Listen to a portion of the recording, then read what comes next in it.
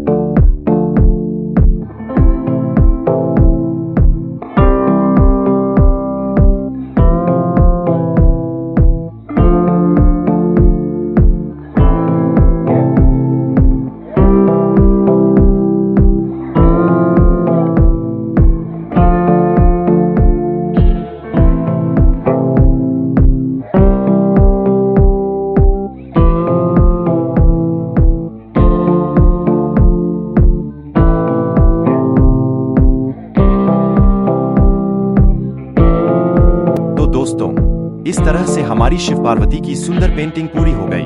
अगर आपको यह आर्ट वर्क पसंद आया हो तो वीडियो को लाइक जरूर करें और कमेंट में जरूर बताइए कि आप अगली कौन सी ड्राइंग या पेंटिंग सीखना चाहते हैं। अगर आप ऐसे ही आसान ड्राइंग और पेंटिंग ट्यूटोरियल सीखना चाहते हैं तो मेरे चैनल वेद्स आर्ट स्केचेस को सब्सक्राइब करना बिल्कुल न भूलें और बेल आइकन जरूर दबाएं। मिलते हैं अगली वीडियो में एक और नई और क्रिएटिव आर्ट के साथ। धन्यवाद दोस्तों।